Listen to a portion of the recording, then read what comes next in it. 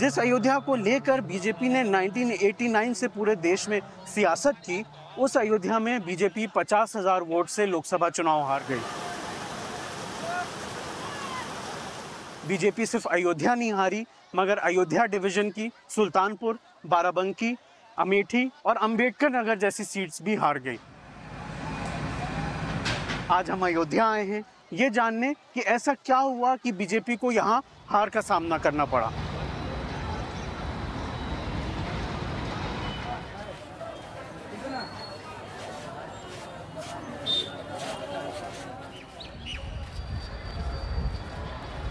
योगी सरकार ने यहाँ 4 पथ बनाए: धर्म पथ, भक्ति पथ, राम जन्मभूमि पथ और राम पथ। इनमें सबसे लंबा राम पथ है जो 13 किलोमीटर है। इसको बनाने के लिए 2600 मकान और दुकान, 30 मंदिर, 9 मस्जिद और 6 मज़ारें तोड़ी गई। वहीं राम जन्मभूमि पथ और भक्ति पथ को बनाने के लिए 3600 मकान और दुकानें तोड़ी गई।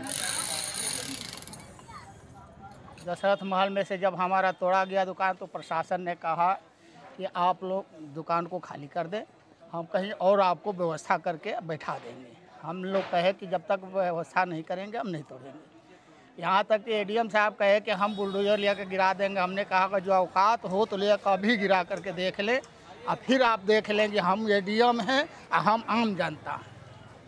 हम योगी जी से भी मिलने के लिए कहे तो कहे कि किसी से तुम नहीं मिल पाओगे। सरकार कह रही है कि वो दुकान के बदले दुकान दे रही है। कहीं भी नहीं मिली है। मेरे को 1,30,000 रुपया मिला, वो भी हमको ये कह के एडीएम ने दिया कि मैं अनुदान दे रहा हूँ, कि दुकान की मुआवजा नहीं, दुकान की मुआवजा मंदिर वाला ले लिया। हमने कहा हमने 35 बरस से यहाँ बैठा है, हमने इसकी किराया दे रहा हूँ 35 सालों से, पगड़ी भी दिया हूँ 40,000 रुपया 35 साल पहले, उसकी हमें क्या मिल रही है? मैं बनवाया भी हूँ, इसकी क्या मिल रही है? तो उन्होंने कहा कि हम इसके बारे में कुछ नहीं जानते हैं, हमको तोड़ना है। हनुमान जी भी है सामने, राम जी भी है सामने। कष्ट इतनी हो रही है कि क्या कहूँ, समझ लीजिए। 5-5 परिवार है हमारे। आज हमारे परिवार के ब्लड चढ़ रहा है। मैं इस तरह से धूप में बैठा, कोई सूचना नहीं। लेकिन सच कहिए तो भगवान जी साक्षी हैं, मैं तो भाजपाई हूँ, लेकिन भाजपाई के संग इस तरह से हुआ है। आप तो भाजपा समर्थक रहे हैं जी। इस बार भाजपा की हार की वजह आपके हिसाब से क्या लग रही है? मेरे को कष्ट है, ये हार गई है, लेकिन ये भी कष्ट है कि जो हमारे संग में छल किया गया उसकी परिणाम मिला। राम जन्मभूमि बिल्कुल 20 मीटर की दूरी पर रामलला के मंदिर के पास मेरी थी दुकान। सन 80 से मेरी दुकान थी और यहीं पास में दुकान दिया जाएगा। ये डीएम साहब भी कहे, एडीएम साहब ने भी कहा था। वहाँ से 3 किलोमीटर दूरी पर हम लोग को टेढ़ी बाजार जो मेन चौराहा बनाया है उसको, कि वहाँ पे मॉल बना करके उसमें अब दुकान 18 लाख रुपए पे दे रहे हैं, वो भी लीज पे दे रहे हैं, 30 साल के लिए लीज पे। 30 साल बाद क्या करते क्या नहीं करते, वहाँ पर बोनी भी नहीं होनी है, बोनी तक नहीं होनी है। पूजा पाठ का घंटी मूर्ति आती है, वहाँ कैसे बिकेगा? हाँ, ये एक छोटा सा यहाँ पे अयोध्या में डेवलपमेंट था और रोड्स काफ़ी संकीर्ण थे और राम मंदिर का निर्माण होना था। और यहाँ पे श्रद्धालुओं की संख्या के दृष्टिगत काफ़ी बड़ी संख्या में श्रद्धालुओं की आने की संभावना थी। इसके दृष्टिगत हम लोगों ने फ्यूचर को देखते हुए काफ़ी बड़े स्तर पे प्लानिंग किया और लैंड एक्विजिशन हम लोगों ने किया। जैसा कि मैं बताया कि हम लोगों ने अलग अलग प्रोजेक्ट्स के लिए राम पथ, भक्ति पथ, जन्मभूमि पथ, एयरपोर्ट के लिए लगभग 1253 करोड़ रुपया मुआवजा हम लोगों ने दिया और लैंड एक्विजिशन किया और उनको पुनर्वासित भी वहीं किया गया। ज़्यादातर 90% लोग वहीं पुनर्वासित हुए और उसके बाद जिनका पूर्ण विस्थापन था उसको हम लोग एडीए के द्वारा दुकान बनाए गए तो उसमें दिया गया और उसमें तो मिनिमम प्राइस पे उनको दुकानें आवंटित की गई। आपको यहाँ दुकान मिली है, टेढ़ी बाज़ार का चौराहा है और उसमें कॉम्प्लेक्स बनाया सरकार ने और ये 3 फ्लोर का लगभग कॉम्प्लेक्स है। तीसरे फ्लोर पर रेस्टोरेंट है, सेकंड पे डॉर्मेट्री है और बेसमेंट और अपर फर्स्ट पे शॉप्स बनी हुई।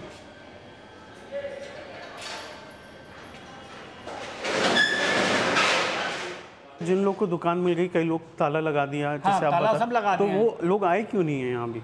अब वही सब आसपास में बेच रहे हैं तो यहाँ पब्लिक नहीं, कोई आ रही है तो कैसे दुकानदारी के कोई कह रहे हैं ना। मेरी समस्या तो ये ना, पब्लिक नहीं आ रही इसमें। हाँ, पब्लिक अब यहाँ आवे तो भाई अब दर्शन करके पब्लिक मंदिर के पास से खरीदारी करती है ना। इतनी दूरी कौन आएगा? यहाँ में तो समझ में यहाँ बिजनेस को चेंज करना पड़ेगा।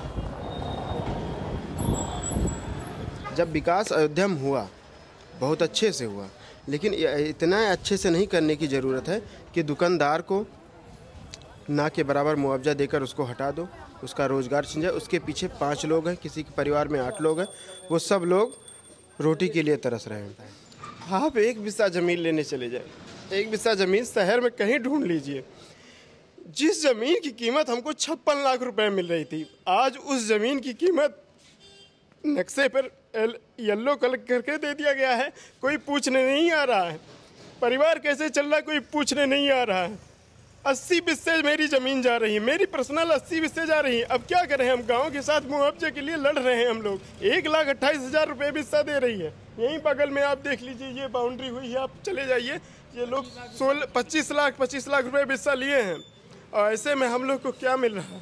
कुछ नहीं मिल रहा है। हम लोग की जो ज़मीनें ले रहे हैं ये विकास नहीं है, ये हम लोग को यहाँ से सर हम लोग का काट के एक रावण बनाया जा रहा है। वो रावण एक व्यापारपति होगा, उद्योगपति होगा, उसके 1 सर के बजाय 10 सर उसको बना दिया जाएगा। और हमसे कहते हैं आप लोग अयोध्या में शर्म करनी चाहिए, आपको राम के नाम पे वोट नहीं दिए, राम के नाम पे वोट दे दें। राम ने हमसे ये कहा था, जब हमने उनके मंदिर पे माथा टेका तो उन्होंने हमारी पीठ थपथपा के कहा, बस बेटा तुमने बहुत अच्छा किया। ये तानाशाही पर उतर आए और हम लोगों के ऊपर मुकदमा लगाए, मकान दुकान हम लोगों का सील किए, सैकड़ों बार हाउस अरेस्ट किए। तो लगातार एक प्रशासनिक उत्पीड़न हम लोग रखते हैं। उस उत्पीड़न और अपने मकान दुकान जाने से गुस्से को हम लोग जो है इस बार भाजपा को हरा के जाहिर किए हैं।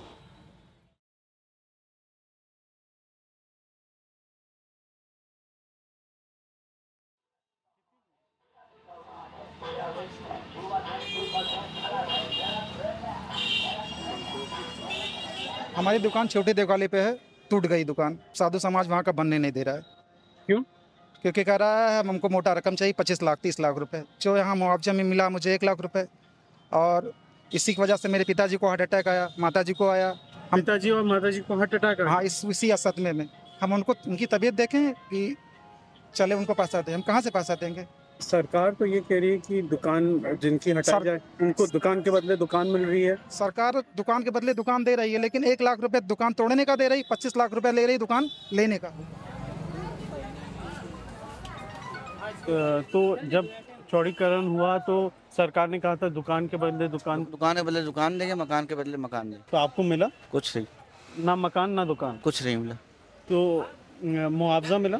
मुआवजा मिला है 1,50,000, उससे क्या होगा? तो सरकार तो कह रही कि हम नई जगह दुकान भी दे रहे हैं, मकान भी दे रहे हैं। नहीं, कुछ नहीं, सब सरकार तो झूठ बोला, लॉलीपॉप दे दिए। तो नहीं दिया कहीं? जो पहले वादा किया था वो सब मुकर गए।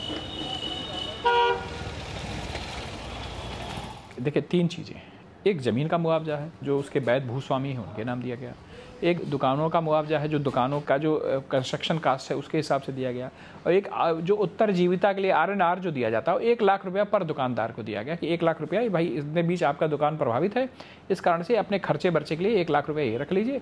और जो दुकानें टूटी हुई हैं उन टूटी हुई दुकानों का मूल्यांकन करते हुए उसका जो मूल्य थे उसके हिसाब से दुकानदारों का पैसा, और जिनकी मान लीजिए दुकान और भूमि दोनों दुकानदार के नाम है तो उसको पूरा पैसा, और नहीं तो जिनके नाम भूमि है भूमि जो उसके भूमि स्वामी थे उनको दिया गया। दुकान के बदले दुकान नहीं, सरकार ने तो उस समय कहा था कि आप लोगों के जो है स्थापित करने के बाद विस्थापित किया जाए। आपको दुकान नहीं मिली? अभी तक लगभग 2 साल हो जाएगा, अभी तक जो है कि कोई सुनवाई नहीं। दुकान हम लोग की टेढ़ी बाजार में वो अलॉटमेंट हुआ है उसमें, लेकिन इतनी महंगी दुकानें हैं कि हम लोग लेने में असमर्थ हैं।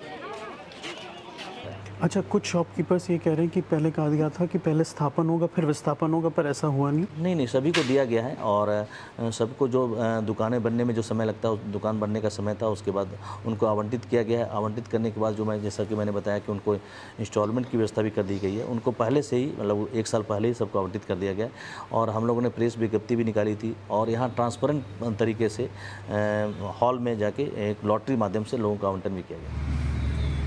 नियम है कि आप किसी को उजाड़ने के पहले उसके बसाने की व्यवस्था करिए।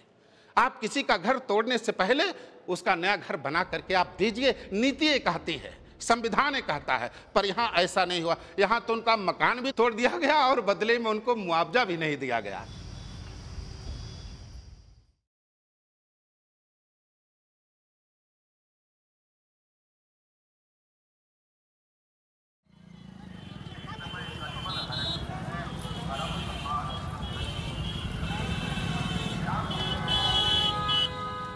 बीजेपी के खिलाफ आज तक जो भी बोला उसकी खैर नहीं। वो गया सीधे सीधे बड़े दरबार में अंदर, और शाम को कुटाई अच्छे से होता है, इसलिए कोई बोलने को तैयार नहीं होगा। ये सुनना नहीं चाहे, लोगों से वार्ता नहीं करना चाहे, लोगों की जानकारी नहीं इन्होंने जुटा पाए, और जो पीड़ित जाते थे बात नहीं सुनते थे, टाल देते थे, नकार देते थे, लौटा देते थे, इनकार कर देते थे। तो इतना ज़बरदस्ती कौन भैया वोट, जब लोग दौड़े दौड़े भागे भागे वहाँ पर पहुँचे, कहीं सांसद जी कहीं हाँ बताइए, तो कहीं कि ऐसा है कि देखिए हमको पैसा, कहीं जो हो रहा, आप लोग जाइए, आप लोग अपना काम करिए, 10-20 हज़ार वोट से कोई फ़र्क नहीं पड़ता। जो अयोध्या में विकास का जो सबसे महत्वपूर्ण बात रही है कि इसमें अधिकांश प्रोजेक्ट है 100% सहमति के आधार पर हुआ है। यहाँ तक कि आपको एयरपोर्ट के जो ज़मीन है उसमें 93% लोगों ने सहमति दी, केवल 7% के लिए हम लोगों ने एक्विजिशन का सहारा लिया है। प्रशासन आती है तो गाली देती है, तुरंत उठाओ ने तो मैं ये कर दूंगा, फेंक दूंगा, तुम्हारा ये कर दूंगा। मैं कि आपकी इच्छा। तो जो प्रवर्तन दल नगर निगम वाले आते हैं वो क्या परेशान करते हैं? परेशान करते हैं, कहते हैं दुकान नहीं लगेगी, रोड के किनारे हम दुकान नहीं लगने देंगे। ज़बरदस्ती करने पे कहते हैं कि हम सामान उठा ले जाएंगे। कई बार तो लोगों को उठा भी ले गए हैं, उल्टा सीधा बोलते भी हैं, गाली भी देते हैं, कभी कभी डंडा भी उठा लेते हैं। फिर सामान कैसे मिलता है वापस जाते हैं तो उसका कुछ जुर्माना भर करके लेकर के आते। क्या जुर्माना होता है? कभी 500 लेते हैं, कभी 1000 लेते हैं, कभी 700 लेती हैं। देखिए, एक अतिक्रमण हटाने के लिए नगर निगम से ही प्रवर्तन दल होता है जो वहाँ पे कार्यरत रहता है। जो अयोध्या आवागमन है या जो तीर्थयात्री आ रहे हैं उनका आवागमन सुचारू रूप से चले, ये भी तो आवश्यक है जी। तो उसको कभी कभी रेगुलराइज करते हैं हम लोग, ऐसा नहीं है। तो ये जो ये डर लोगों के अंदर था वो एक आक्रोश के रूप में बदला, और यही कारण है कि अयोध्या विधानसभा में जहाँ से सबसे ज़्यादा लीड लेती थी भारतीय जनता पार्टी, वहाँ उसको सिर्फ 4000 लीड मिली, और दूसरी विधानसभाओं में उसको लीड ही नहीं मिली। अयोध्या में नया राम मंदिर बन गया, आसपास के इलाके भी जगमग हो गए, चौड़ी सड़कें, एक कलर के मकान और सड़कों पर श्रद्धालुओं की भीड़। मगर अयोध्या के आसपास ये रौनक नहीं पहुंची।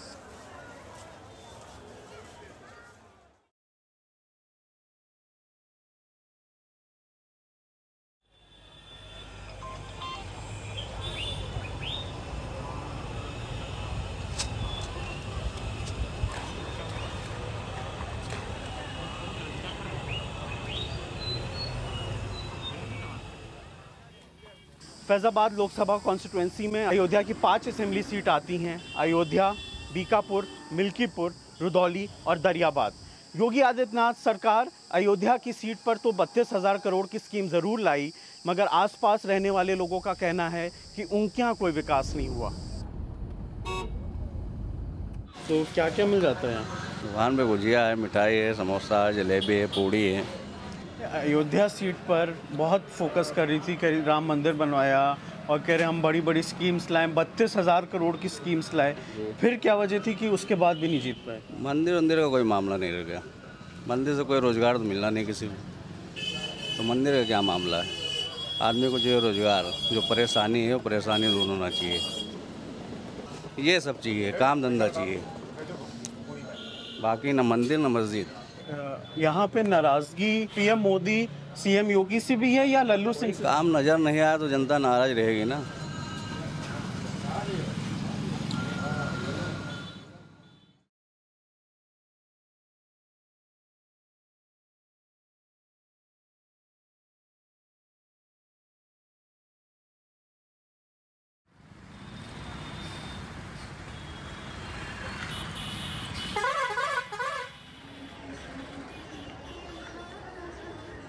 हार की एक बड़ी वजह यह भी रही कि फैज़ाबाद की जनरल सीट पर अखिलेश यादव ने एससी उम्मीदवार उतारा। अवधेश प्रसाद समाजवादी पार्टी के 9 बार के एमएलए हैं, 6 बार के मंत्री हैं और समाजवादी पार्टी के फाउंडिंग मेंबर भी रहे हैं। वो ज़मीन से जुड़े नेता माने जाते हैं।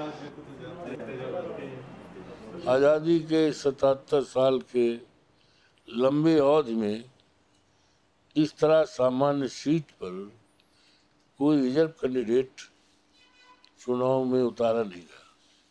अखिलेश यादव का पिछड़ा दलित अल्पसंख्यक फॉर्मूला यानी पीडीए भी इस चुनाव में काफ़ी कामयाब रहा। अखिलेश यादव ने इस चुनाव में एक नई तरह की सोशल इंजीनियरिंग की। समाजवादी पार्टी यूपी की 80 में से 62 सीट्स पर चुनाव लड़ रही थी, जिसमें उसने सिर्फ 5 यादव और 4 मुस्लिम को टिकट दिया। समाजवादी पार्टी का जोर नॉन यादव ओबीसी और दलित पर रहा, जिनको उन्होंने 25 और 15 टिकट दिए।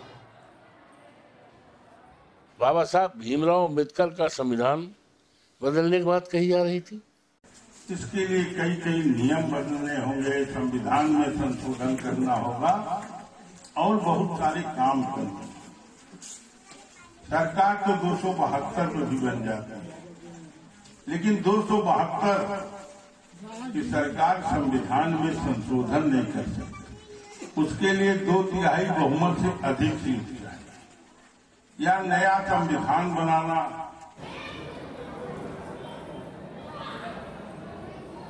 तो सबको फंडामेंटल राइट्स दिए गए हैं, मूलाधिकार दिए गए हैं।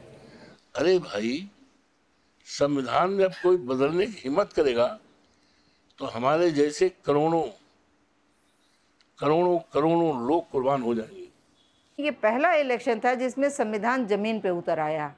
और संविधान का मतलब ये नहीं कि जितने लोग बात कर रहे थे संविधान की, उन्होंने संविधान भी पढ़ा होगा, लेकिन उनको लगा कि अगर संविधान नहीं रहेगा, संविधान बदल जाएगा, तो फिर हमारे हक, हमारे अधिकार, हमारा फंडामेंटल राइट, मतलब कह सकते हैं कि हमारे जो आरक्षण का है, हमें वोट देने का अधिकार, ये सारी चीज़ें प्रभावित होंगी। तो ये एक बड़ा इशू बन गया, जिसके कारण बहुत सारे वो दलित वंचित लोग जो पहले समाजवादी पार्टी को वोट नहीं करते थे, वो भी उसके साथ पूरी तौर पे जुड़ गए। जहाँ पर जाति की बात आती है, छोटे छोटे दायरे में जो है हम लोग विभाजित हो जाते हैं। उसका परिणाम होता है कि राजनीति में जो है इस प्रकार से समावेश होना जो है वह कहीं ना कहीं क्षति पहुंचाने वाला होता है, जिसका कारण रहा कि जाति हावी हुई और राष्ट्र नीति या हम कहें धर्म नीति जो है वह पराजित हुई।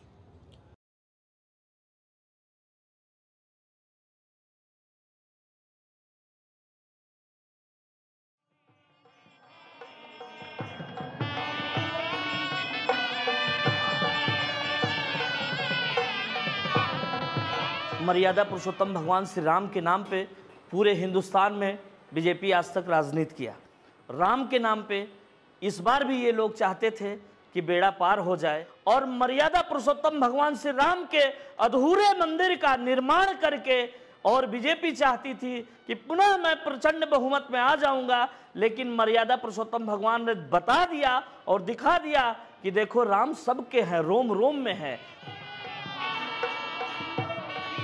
इस चुनाव को जीतने के लिए दुनिया की सारी ताकत भारतीय जनता पार्टी ने लगा दी और देश और दुनिया को यहाँ तक मैसेज दिया कि हमने मंदिर बनवाया है। तो मंदिर इन्होंने नहीं बनवाया, मंदिर तो भाई सुप्रीम कोर्ट के आदेश से, माननीय उच्चतम न्यायालय के आदेश से बना है। इतनी भीड़ हुई मंदिर बनने प्राण प्रतिष्ठा की बात कि अपार भीड़ हुई। ऐसा मालूम पड़ता था कि राम भक्तों की जो यह दर्शन करने के लोग आते हैं वह अब बीजेपी को समर्पित है, ऐसा लगता था। लेकिन वो बीजेपी को नहीं समर्पित थे भगवान राम के प्रति। उससे बड़ी बात बोल गए ये लोग कि भगवान राम को बुलाए हैं, तो राम के लाने वाले ये लोग नहीं हैं। राम तो बहुत पहले आए हैं, रामायण में राम की चर्चा है। बीजेपी के राम जो हैं वो पॉलिटिकल राम हैं, कि जो कहते हैं भय बिन होय न प्रीति। उनका सिंबल अब तक के जितने भी आप उनके फोटोग्राफ देखेंगे, जो आंदोलन के दौर से हम लोगों ने देखे हैं, कि उनका सिंबल है भय बिन होय न प्रीति। तो उनके राम जो है डराने वाले हैं, लेकिन बाकी के राम जो हैं वो अपने हृदय में रखने वाले हैं, जो आत्मसात करने वाले हैं।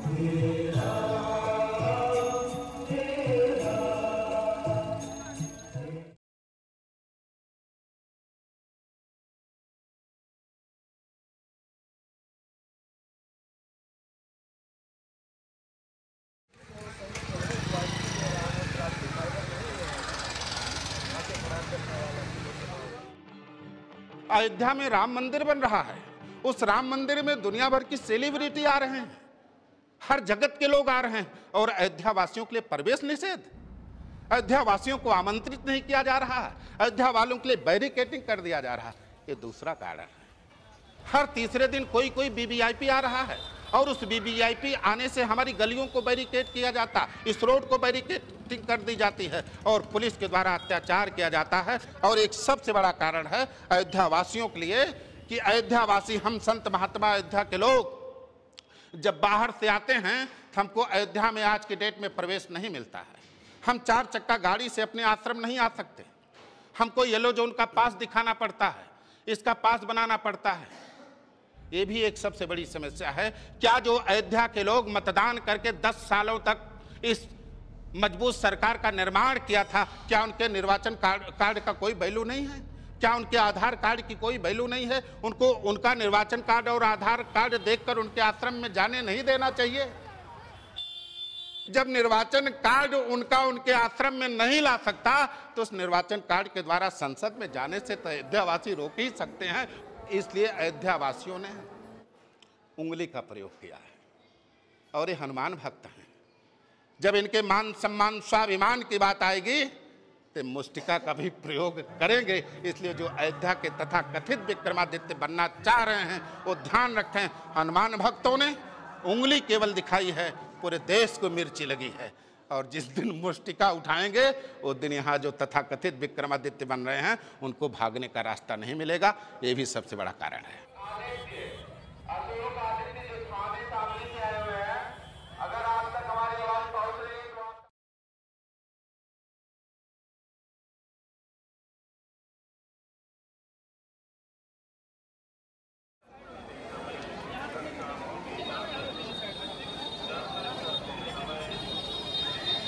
बारह बूथ हैं एरो सिटी के मामले में, हमने 11 बूथों पे समाजवादी को जिता के भेजा है। सिर्फ इसीलिए कि जब लल्लू सिंह के सामने हम पहुंचे थे तो उन्होंने कहा था हमें 5 गांव के वोट नहीं चाहिए। उन्होंने डायरेक्ट यही कहा था कि 5 गांव का वोट नहीं चाहिए। हम जनता नहीं है, हमारी जमीनें नहीं, हमारा घर परिवार नहीं है, हम कहाँ से लेके आए खरीद के? हम दोबारा अगर इस शहर के किनारे बसना चाहेंगे तो जो पैसा मुआवजा दे रहे हैं आप जोड़ लीजिएगा भैया, 80 हिस्से का कितना मिल जाएगा? 1 करोड़ रुपए हम लोग नहीं पहुँच रहे हैं। ऐसी स्थिति इलाके खड़ा कर दिए हैं। भाई बता रहा है कि हम लोग लल्लू सिंह जी के यहाँ गए। लल्लू सिंह पहली बात तो हमारे यहाँ जब से सांसद हुए हैं तब से एक बार भी आए नहीं हैं। और उस दिन जब हम इन लोगों के यहाँ गए थे एरो सिटी का मामला लेके, तो हम लोग उनका यहाँ 1.5 घंटा उनके यहाँ आवास पे उनका इंतज़ार किए। 1.5 घंटे बाद वो निकले पान चबाते हुए, तो उन्होंने कुछ गलत वर्ड बोल दिया। गलत वर्ड उनका ये था, हम लोगों की बात सुनने के बाद में हम लोगों को बात सुनने में आई कि हम हर बार इतने वोटों से जीतते थे, अगर इस बार 5 गांव के लोग हमें वोट नहीं देंगे तो कोई फ़र्क नहीं पड़ेगा। तो फ़र्क यही दिख रहा है उनको।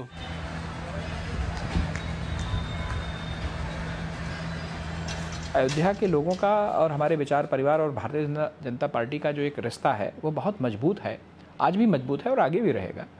कहीं ना कहीं उसमें कैंडिडेट एक माध्यम जरूर होता है, एक प्रतीक जरूर होता है, एक उसका एक सिंबॉलिज्म होता है उसका, लेकिन कैंडिडेट से ऊपर उठकर हर समय अयोध्या के लोगों ने भारतीय जनता पार्टी का साथ दिया। हमने लल्लू सिंह से हार की वजह जानने के लिए कई बार बात करने की कोशिश की, पर उनसे हमारी बात नहीं हो पाई। लल्लू सिंह मीडिया से इस वक्त बात नहीं कर रहे हैं। उनसे हम जानना चाह रहे थे कि क्या वजह रही कि वो अयोध्या में हारे, और भी जो उन पे आरोप लग रहे हैं उस पर भी बात करने की कोशिश की।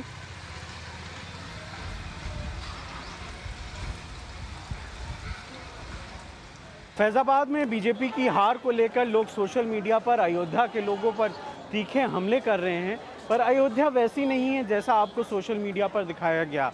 यहाँ आज भी कई ऐसे मंदिर हैं जिनके फूल मुसलमानों के खेतों से जाते हैं। यहाँ आज भी कई मुस्लिम्स ऐसे हैं जो खड़ाऊ बनाते हैं।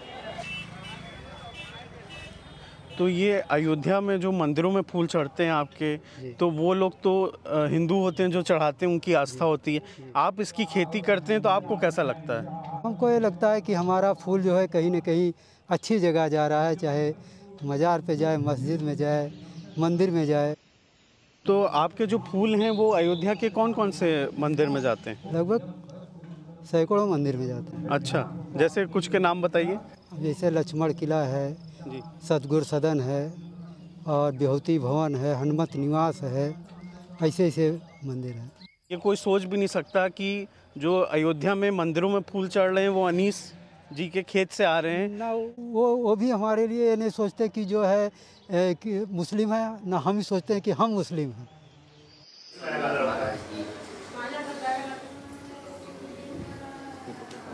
यहाँ राम मंदिर से 500 मीटर दूर एक मस्जिद को हनुमानगढ़ी के एक महंत ने रिपेयर कराया क्योंकि वहाँ नमाज पढ़नी ना बंद हो। जहाँ बाबरी मस्जिद का केस लड़ने वाले हाशिम अंसारी के बेटे इकबाल अंसारी भी भगवान राम में आस्था रखते हैं। देखिए, अयोध्या में सौहार्द और हिंदू मुसलमानों के ताल्लुकात जो है पहले भी अच्छे रहे, आज भी अच्छे हैं। अयोध्या की धरती से हिंदू और मुसलमानों का सौहार्द ना कभी बिगड़ा है, ना कभी बिगड़ेगा। वालिद साहब थे और परमहंस जी थे, वो एक दूसरे से केस तो लड़ रहे थे पर साथ में ही जाते थे केस लड़ने। देखिए, जब भी तारीख पड़ती थी तो हमारे वालिद साहब रहे और महान परमहंस दास जी रहे, ये लोग एक साथ जाया करते थे। अदालत तक ये लोग साथ जाते थे, चाय पानी नाश्ता भी इन लोगों का साथ में हुआ करता था। और कोर्ट कचहरी जब ये लोग पहुंचते थे तो कभी कोई बिगाड़ नहीं रहा, कोई मतभेद नहीं रहा। इसलिए हिंदू और मुसलमान साधु संत जो है में कोई बिगाड़ नहीं था यहाँ अयोध्या में। वो महान ज्ञानदास के नाम से जमीन है, उसी जमीन पर मस्जिद बनी है।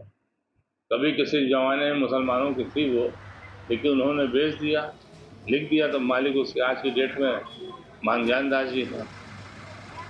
हमारी महान ज्ञानदास जी की दोस्ती बहुत पुरानी है, बचपन के हम लोग साथी हैं। वो कुश्ती लड़ते थे, हम वॉलीबॉल के खिलाड़ी थे नेशनल लेवल के, तो दोस्ती चली आ रही थी। मस्जिद का नाम शाह आलम है और वहाँ का खासियत ये है कि चारों तरफ मठ और मंदिर है, बीच में मस्जिद। इधर अजान होती है, उधर घंटा घड़ियाल कीर्तन होता है। लेकिन हिंदू मुस्लिम एकता इतनी अच्छी रही यहाँ, कभी आपस में कोई भेदभाव नहीं रहा।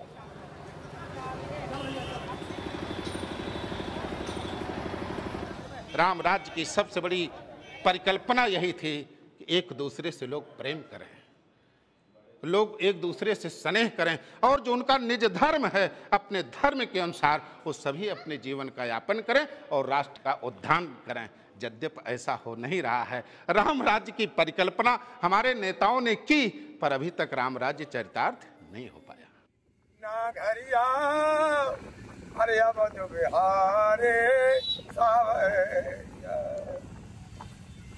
सारी अयोध्या सरजू जी के तीरे तीरे और जहाँ मेरा जय सिया रघुवीर चलो अपने नागरिया आवाज बिहारे सावरिया सारी अयोध्या सरजू जी के तीरे तीरे और जहाँ मेरा जय सिया रघुवीर।